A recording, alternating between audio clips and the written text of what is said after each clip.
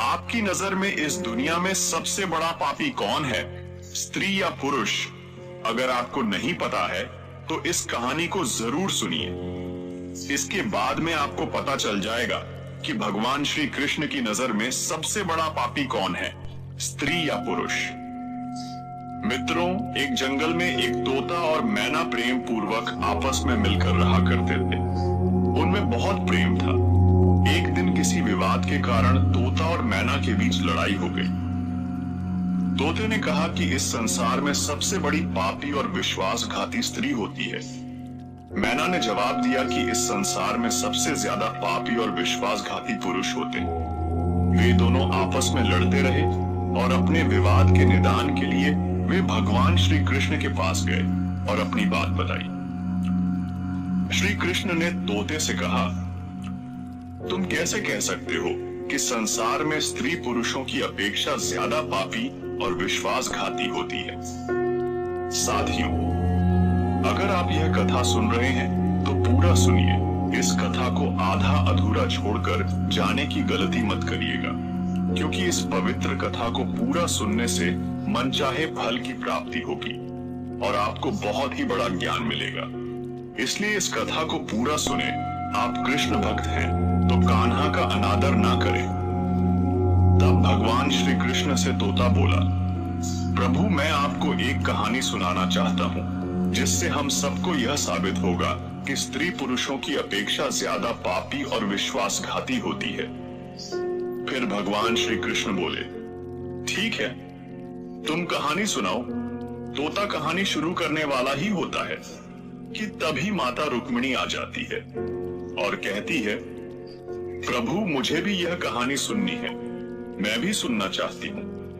तब भगवान कृष्ण कहते हैं, ठीक है, बैठो, आप भी सुन लो। फिर तोता भगवान श्री कृष्ण और माता रुक्मिणी के सामने कहानी सुनाने लगता है। तोता कहता है कि एक राज्य में अग्रसेन नाम का राजा राज्य करता था। उसके पास 4 बेटे थे जो सभी बहुत ही बहादुर और प्रतापी थे। लेकिन सबसे बड़ा बेटा, जिसका नाम चंद्रसेन था, वह न केवल प्रतापी बल्कि बहुत ही सुंदर भी था। उसकी पत्नी चंद्रप्रभा भी बहुत ही सुंदर और रूपवान थी। वह अपने आगे किसी दूसरी स्त्री को सुंदर नहीं मानती थी। एक दिन राजा अग्रसेन ने अपने बेटे चंद्रसेन को उसकी किसी बात पर नाराज होकर राज्य से निकाल देने का आदेश दिया।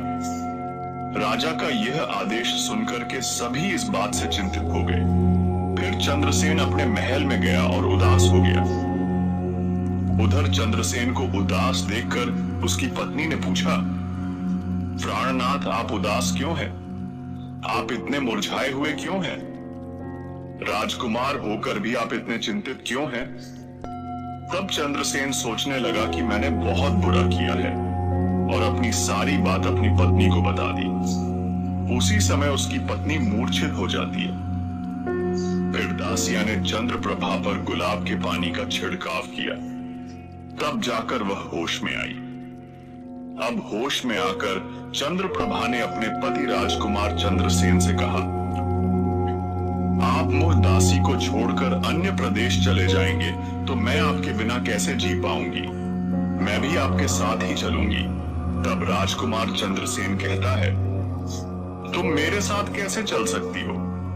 क्योंकि दूसरे राज्य में अनेक प्रकार के संकट होते हैं और तुम नाजुक महलों में रहने वाली महलों के बिना यह कष्ट कैसे बर्दाश्त कर पाओगी? फिर तो राजकुमार चंद्रसेन की बात को सुनकर राजकुमारी चंद्रप्रभा कहती है, प्रीतम, जितने भी दुख दूसरे राज्य में आएंगे वह सब हमारे साथ होते हुए सुख ही लगेंगे, लेकिन महल के सुख बिना आपके जंगल के दुखों से भी अधिक डरावने लगेंगे। इसलिए मैं भी आपके साथ चलूंगी। अब तोता कहता है, प्रभु राजकुमारी। चंद्रप्रभा की आंखों में आंसू देखकर चंद्रसेन ने मन में सोचा कि वह मेरे बिना नहीं रह सकती, इसीलिए मुझे इसको तड़पते हुए छोड़कर जाना सही नहीं होगा। इन सभी बातों को सोचते हुए राजकुमार चंद्रसेन अपनी पत्नी चंद्रप्रभा से कहते हैं, तुम उदास नहीं होना, हम तुम्हें साथ लेकर जाएंगे। इस बात से चंद्रप्रभा खुश हो जाती है और अपने पति के साथ जाने की तैयारी करने लगती है। अगली सुबह वे राज्य से बाहर निकलकर एक जंगल में पहुंचते हैं। चलते चलते थक जाते हैं और फिर वे एक बरगद के वृक्ष के नीचे विश्राम करने का निर्णय लेते हैं। वे बहुत थके हुए थे। ठंडी हवा के झोंकों में उन्हें तुरंत नींद आ गई, परंतु कुछ देर बाद वहीं पर एक सांप ने चंद्रप्रभा को काट लिया। फिर तोता कहता है प्रभु, आगे सुनिए। सांप के डसते ही राजकुमारी तड़पने लगी और चंद्रसेन की आंख खुल गई। राजकुमारी को तड़पता हुआ देखकर और सांप को जाता हुआ देखकर चंद्रसेन बेचैन हो गए। फिर कुछ देर बाद राजकुमारी की मौत हो गई। इस प्रकार मृतक राजकुमारी को देखकर चंद्रसेन ऊंचे स्वर में रोने लगे। फिर चंद्रसेन ने मन में सोचा, अब जब जीवन संगिनी ही मर गई है तो मैं जीकर क्या करूंगा? मैं इसी जंगल में अपने प्राण त्याग दूंगा। ऐसा मन में सोचकर वह चंद्रप्रभा के शव के पास से उठता है और जंगल से लकड़ियां इकट्ठी करने लगता है और रोकर कहता है कि मैं भी चंद्रप्रभा की चिता में जलकर मर जाऊंगा। लेकिन तभी उसी समय स्वर्ग से एक देवदूत आता है और चंद्रसेन को रोते हुए देखकर उसके मन में दया आती है। वह राजकुमार चंद्रसेन के पास जाता है और पूछता है कि तुम क्यों रो रहे हो? आखिरकार तुम्हारा दुख क्या है? तो राजकुमार चंद्रसेन ने देवदूत से कहा, मेरे पास अपना दुख कहने की हिम्मत नहीं है। मुझे चाहिए कि यह धरती फट जाए और मैं इसमें समा जाऊं। फिर देवदूत ने कहा, तुम मुझे अपना हाल बताओ, शायद मैं तुम्हारी मदद कर सकूं। फिर चंद्रसेन ने कहा, महाराज, मैं एक राजकुमार हूं और राजा अग्रसेन का बेटा। मेरे पिता ने मुझे राज्य छोड़ने के लिए कहा था, इसलिए मेरी पत्नी और मैं इस जंगल में चलते चलते यहाँ आ गए। यहाँ आकर मेरी पत्नी को सर्प ने काट लिया और उसकी मृत्यु हो गई और मैं लकड़ियां इकट्ठा कर रहा हूँ ताकि मैं अपनी पत्नी के साथ ही जलकर अपने आप को भी अग्नि के हवाले कर सकूं। तब तोता कहता है प्रभु, आगे सुनिए। चंद्रसेन की बातों को सुनकर देवदूत कहते हैं, राजकुमार, तू बड़ा मूर्ख है। यह संसार है, यहाँ इंसानों का आ जाना लगा रहता है। इस शरीर को एक दिन सबको त्यागना पड़ेगा। तू भी इसे जानता है। इस संसार में कोई भी किसी के साथ नहीं आता और ना ही किसी के साथ जाता है। फिर भी तुम मूर्खों की तरह यह बात कर रहे हो। अगर तू जीवित रहेगा तो बहुत सारी रानियां तुझे मिलेगी, इसलिए मेरे कहने पर मरने का विचार छोड़ दो। इस मानव शरीर को प्राप्त करने के लिए देवता भी बेहद इच्छुक होते हैं, तो फिर इस शरीर को क्यों नष्ट करना चाहता है? इस प्रकार देवदूत के शब्दों को सुनकर चंद्रसेन कहता है, महाराज, आपने जो कुछ कहा है वह सत्य है, किंतु ऐसी पतिव्रता पत्नी मुझे किसी जन्म में भी नहीं मिलेगी, इसलिए मैं इसके साथ ही मरूंगा। चंद्रसेन के विचार सुनकर देवदूत ने जान लिया कि यह अपनी पत्नी के बिना नहीं रह सकता है। तब देवदूत ने चंद्रसेन से कहा, राजकुमार, तेरी पत्नी को जीवित करने के लिए केवल एक ही उपाय है। अब तुम मेरी बात को ध्यान से सुनो। यदि तू इस उपाय को कर सकता है तो तेरी पत्नी जीवित हो सकती है। फिर चंद्रसेन ने कहा, महाराज, आप जो कुछ भी कहेंगे वह सब करने के लिए तैयार हूं, केवल मेरी पत्नी को जीवित कर देना। तब देवदूत ने कहा, तुम्हारी पत्नी की आयु केवल 20 वर्ष थी, जिसे इसने बिता दिया। इसके बदले तेरी उम्र 70 वर्ष की है, जिसमें से 30 वर्ष बीत चुके हैं।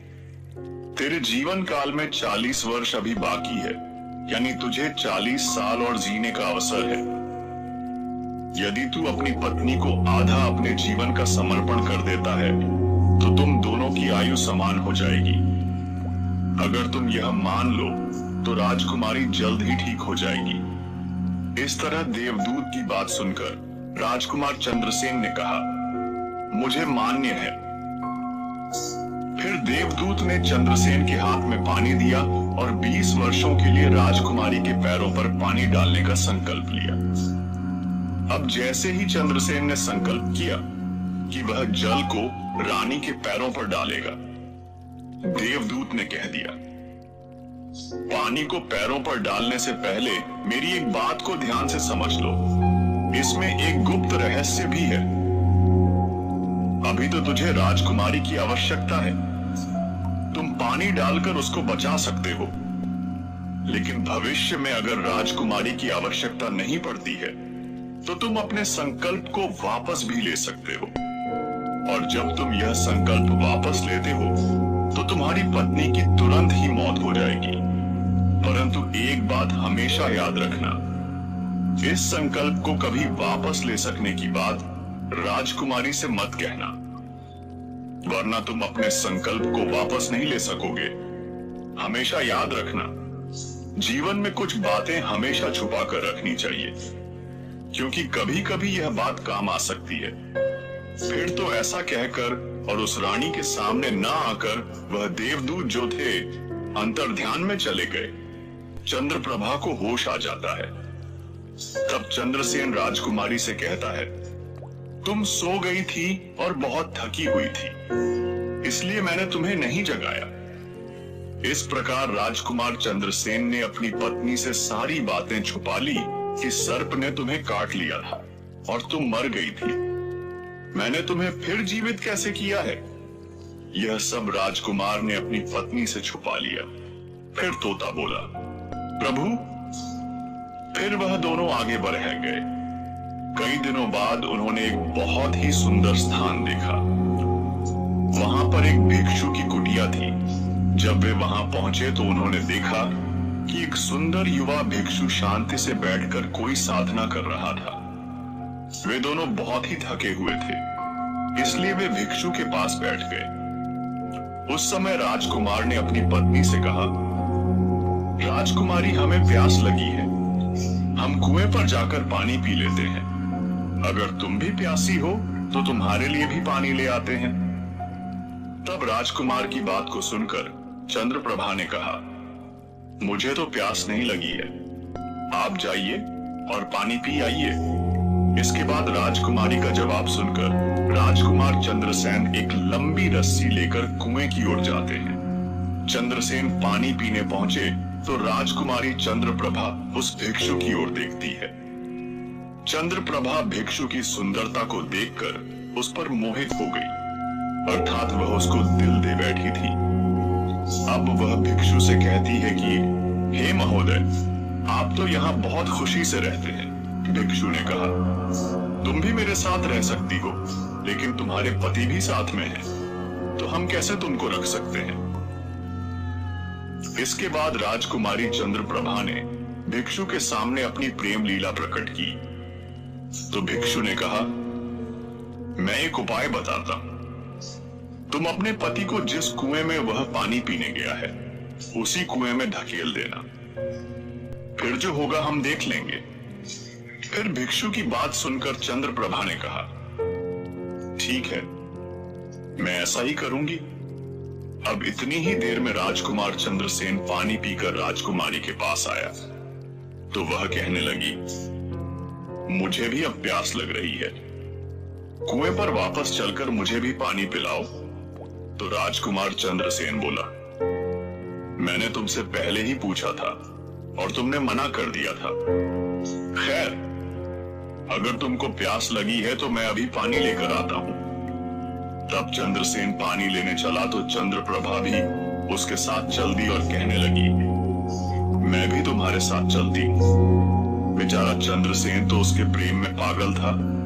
उसको क्या मालूम था कि यह मेरे प्राण लेने के लिए मेरे साथ आ रही है। साथियों, वास्तव में विद्वान सच कहते हैं कि स्त्रियों के चरित्र को देवता भी नहीं जान सकते। मानव क्या चीज है, उनके जाल में अच्छे बुद्धिमान भी फंस जाते हैं।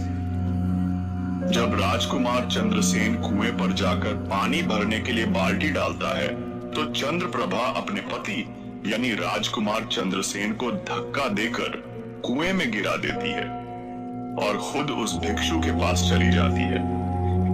वह भिक्षु राजकुमारी को अपने साथ ले जाकर एक राज्य में बस जाता है। वहां दोनों खुशी से रहने लगते हैं।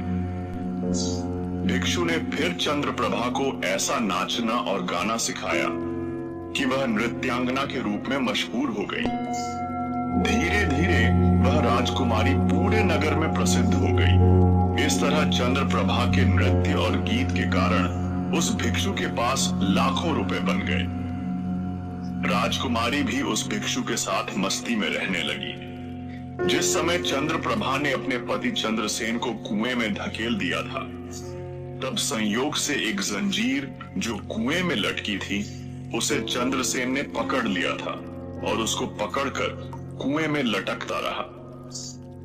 ईश्वर को याद करते हुए वह सोचने लगा, क्या यही मेरे प्यार की सजा है? कुछ समय बाद बंजारों का एक काफिला वहां आया। तब उसने पानी में बाल्टी डाली, तब चंद्रसेन ने उसकी बाल्टी को हाथ से पकड़ लिया। बंजारा यह देखकर चौंक गया और पूछा, तुम कौन हो? राजकुमार चंद्रसेन ने कहा, भाई मैं अटका हुआ हूं, मुझे यहां से निकालो और मेरी जान बचाओ। मैं सारी जिंदगी आपके उपकार को नहीं भूलूंगा। और ऐसा कहकर के राजकुमार चंद्रसेन बंजारे से प्रार्थना करने लगा। फिर राजकुमार चंद्रसेन के दुख को देखकर बंजारे को उस पर दया आ गई और उसने चंद्रसेन को कुएं से बाहर निकाल लिया और फिर पूछा, ए भाई, तुम कौन हो? तुम इस कुएं में कैसे गिरे? तुम मुझे अपना हाल बताओ। तब चंद्रसेन ने कहा, भाई मैं अपना हाल आपसे कैसे कहूं, जो मुश्किलें मेरे साथ हुई है। भगवान ना करें किसी के साथ ऐसा हो। फिर चंद्रसेन ने कहा, यदि तुम मुझसे जानना ही चाहते हो तो मैं आपको अपनी कहानी सुनाता हूं। मैं एक राजकुमार हूं। मेरे पिता ने मुझे राज्य से निकाल दिया था, इसलिए मैं अपनी प्रिय पत्नी के साथ एक जंगल में पहुंच गया। मेरी पत्नी और मैं एक दूसरे से बहुत प्यार करते थे।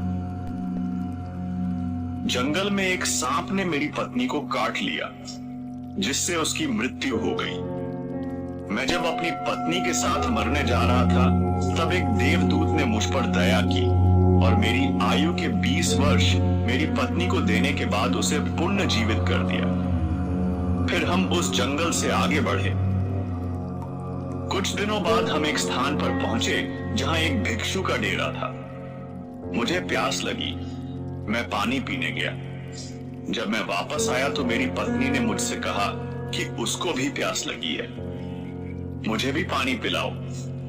और इसी तरह कहकर मेरी पत्नी मेरे साथ उस कुएं पर आ गई। मैं कुएं से पानी निकाल रहा था तो उसने मुझे पीछे से धक्का दे दिया। कुएं में लटकी हुई यह जंजीर मेरे हाथ में आ गई, जिससे मैं कुएं में गिरने से बच गया।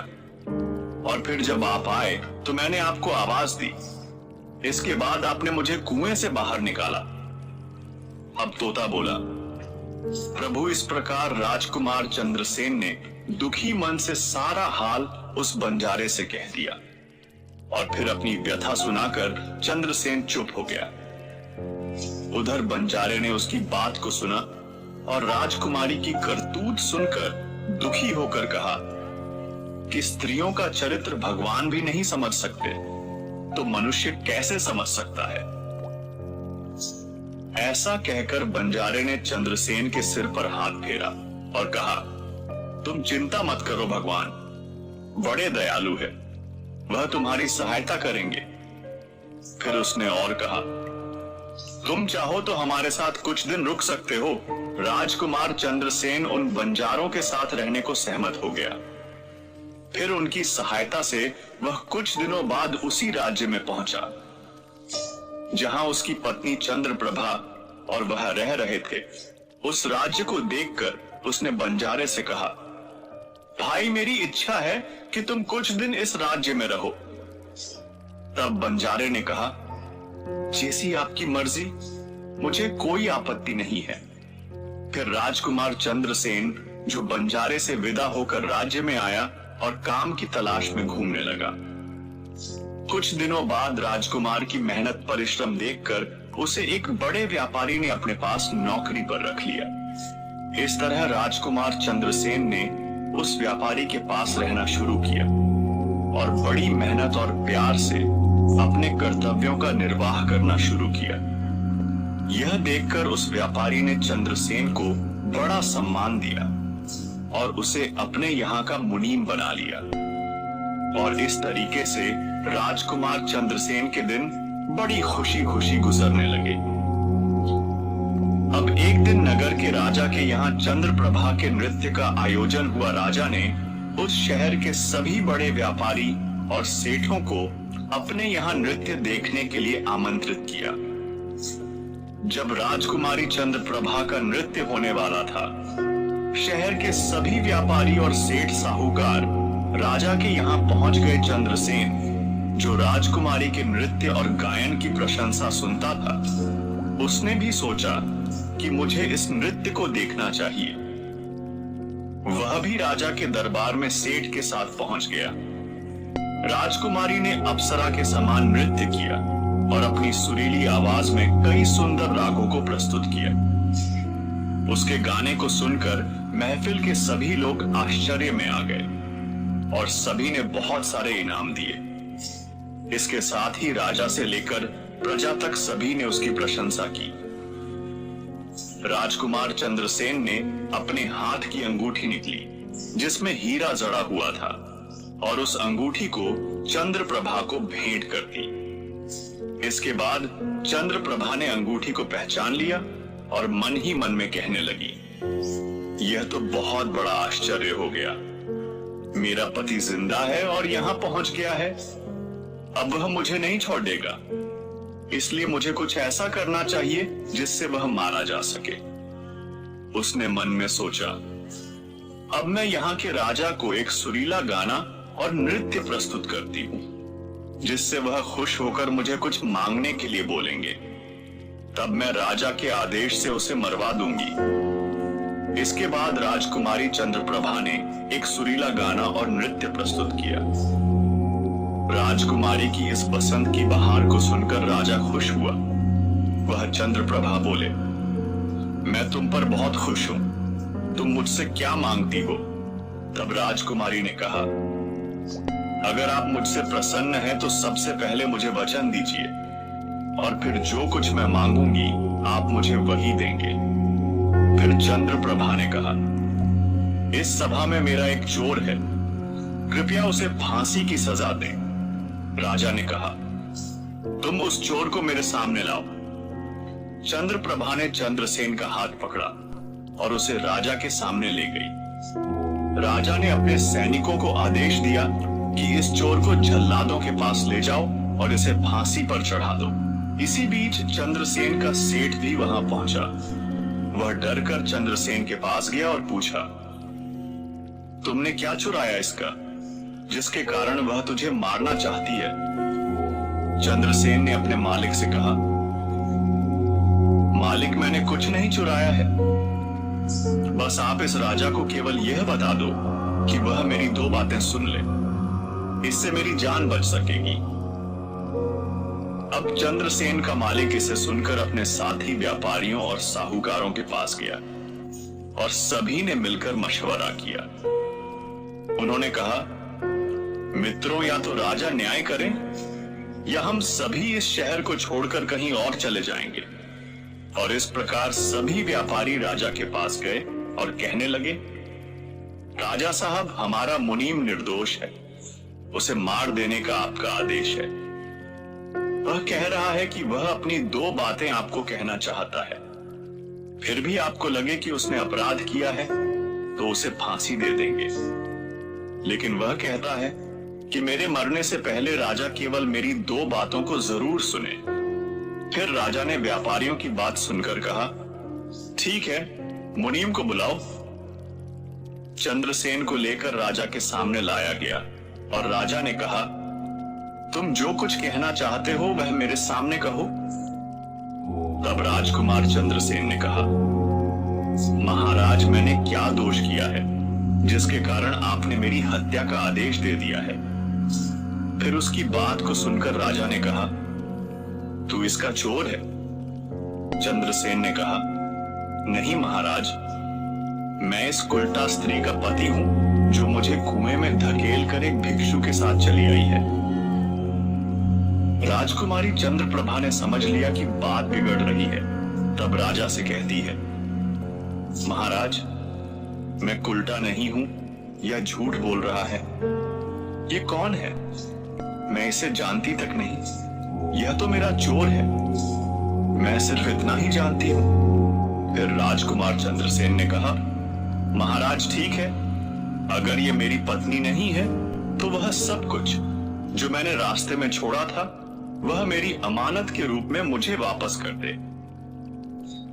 राजकुमार ने अपनी अमानत को लौटाने की बात की तो राजकुमारी चंद्रप्रभा ने इसे स्वीकार कर लिया। तब चंद्रसेन ने कहा, अच्छा, अब तुम अपने हाथों में पानी लो, हमारा न्याय इसी सभा में होगा। पानी लेकर उसने जमीन पर रखा और कहा, वह वस्तु जो तुमने मुझे रास्ते में दी थी मैं अब वापस कर रहा हूं। चंद्रप्रभा ने भी पानी लिया और कहा, जो वस्तु उसने मुझे रास्ते में दी थी मैं अब वापस कर रही हूं। जैसे ही उसने अपने हाथों का पानी छोड़ा, राजकुमारी के प्राण छूट गए। यह दृश्य देखकर वहां के लोग हैरान रह गए तो राजा यह देख चिंतित होकर चंद्रसेन से कहा, यह क्या हो गया? बताओ मुझे सच्चाई। तब राजकुमार चंद्रसेन ने अपनी कहानी शुरू की, अपने जीवन की सब घटनाओं को खोलकर बताते हुए उसके देश निकाले जाने से लेकर अब तक की सभी घटनाओं को सुनाया। राजा ने सब कुछ सुनकर चंद्रसेन को अपने गले लगा लिया। अपनी बेटी की शादी चंद्रसेन के साथ करा दी। तोते ने कहा, प्रभु, मैंने इस कहानी को सुना है। मैं भी स्त्रियों से घृणा करता हूं और मैं यह कह सकता हूं कि इस संसार में स्त्रियां पुरुषों से अधिक पापी और विश्वासघाती होती हैं। इस कहानी ने सबको हैरानी में डाल दिया। माता रुक्मिणी ने कहा, प्रभु, मुझे लगता है कि तोता सच कह रहा है, लेकिन सभी स्त्रियों में से केवल एक दो ही बिना नैतिक मूल्यों और ईमानदारी के हो सकती है, परंतु पुरुषों में भी ऐसे कुछ है जो पापी और विश्वासघाती हो सकते हैं। फिर भगवान श्री कृष्ण ने पूछा, ठीक है, तो मैना तुम कैसे सिद्ध करोगी? यह बात सुनकर मैना ने कहा, मैं भी एक कहानी सुनाती हूं जिससे स्पष्ट होगा कि स्त्री की तुलना में पुरुष अधिक पापी और विश्वासघाती होते हैं। एक गांव में एक परिवार रहता था जो बहुत ही धनवान था और उस धनवान यानी सेठ का बेटा एक अद्भुत प्रकार का व्यक्ति था। सेठ का बेटा ऐसा जुआरी था कि सेठ उसके बारे में सोचते सोचते परेशान रहता था। एक दिन उसका बेटा जुआ खेल रहा था। उसी दिन उसके पिता का निधन हो गया। फिर भी उसने जुआ खेलना बंद नहीं किया, बल्कि पिता की मृत्यु के बाद वह खुलकर जुआ खेलने लगा और सब कुछ हार गया। फिर वह अपने गांव से दूर चला गया और एक सेठ के घर पहुंचा और सेठ से बोला, मुझे बहुत तेज प्यास लगी है, मुझे एक गिलास पानी मिलेगा? तो सेठ ने उस युवा से पूछा कि तुम कौन हो, क्या करते हो और कहां से आए हो? इसके उत्तर में उस युवा ने कहा, मैं एक व्यापारी हूं और यहां से जा रहा था तो सोचा कि पानी पीकर चला जाऊं। तब सेठ ने पूछा कि तुम कौन सा व्यापार करते हो? तब युवा कहता है, व्यापार करते समय मेरा सामान समुद्र में गिर गया, इसलिए यदि आप मेरी कुछ मदद कर दें तो अच्छा होगा। फिर सेठ ने लड़के की बात सुनी और फिर उसकी बातों के जाल में फंस गया और कहने लगा कि बेटा, तुम तो ठीक हो और कुछ कमा भी लेते हो, तो क्या मेरी बेटी से विवाह करोगे? अब तो यह बात सुनकर युवा खुश हो जाता है और विवाह के लिए हाँ कह देता है, जिसके बाद दोनों का विवाह हो जाता है। प्रभु, इस प्रकार से वह सेठ अपनी बेटी को बहुत सारे धन के साथ विदा कर देता है उधर युवा लड़के को तो बस केवल धन के लिए विवाह करना था, तो उसने वह भी कर लिया। अब विवाह के बाद जब युवा सेठ की लड़की को साथ लेकर जा रहा था, तो एक जंगल आ गया। वहां पर युवा लड़का अपनी पत्नी से बोला, देखो, हम अभी जंगल में हैं, यहाँ कोई चोर हमारे गहनों को चुरा सकता है, इसलिए आप अपने सभी गहनों को मुझे दे दें ताकि हम सुरक्षित रख सके। युवा की पत्नी ने अपने पति पर भरोसा किया और अपने सभी गहनों को उसे सौंप दिया, और वह भरोसा क्यों ना करे, क्योंकि वह उनके पति थे। उसके बाद युवा ने अपनी पत्नी के गहनों को एक पारदर्शी थैली में बांध लिया और फिर वह जंगल में आराम से ठहरे। इस दौरान युवा के मन में लालच तो पहले से ही था, फिर वो और ज्यादा बढ़ गया। उसकी पत्नी के साथ जाने वाली एक दासी, जिसे सेठ ने अपनी लड़की के साथ भेजा था, युवा ने उस दासी को मार डाला। फिर उसने अपनी पत्नी को एक कुएं में गिरा दिया और मन में यह विचार किया कि मैंने इसके साथ सिर्फ धन के लिए शादी की थी, मुझे धन मिल गया, और उसने सोचा कि वह पानी में डूबकर मर जाएगी। इस तरह सोचकर वह युवा वहां से चला गया, लेकिन उसकी पत्नी नहीं मरी और वह कुएं से बाहर निकलने के लिए आवाज देती रही। कुएं के पास से एक आदमी गुजर रहा था, और जब उसने किसी महिला की आवाज सुनी तो उसने उस महिला को कुएं से बाहर निकाल लिया। फिर कुएं से बाहर निकलने के बाद महिला ने अपनी सारी जानकारी उस व्यक्ति को दी, और उस व्यक्ति ने महिला को उसके पिता के घर पहुंचा दिया। अब जब महिला पिता के घर पहुंची तो उसके पिता ने पूछा, तुम्हारे साथ क्या हुआ? महिला ने कहा, पिताजी, जंगल में कुछ चोरों ने हम पर हमला किया था और दासी को मार दिया, मुझे कुएं में धकेल दिया, और पति के बारे में कुछ पता नहीं है। बेटी की बातें सुनकर सेठ जी ने कहा, कोई बात नहीं भगवान, सब ठीक करेंगे। मैना बोली, प्रभु, इस दुनिया में पुरुष ही विश्वासघाती और पापी हो सकते हैं।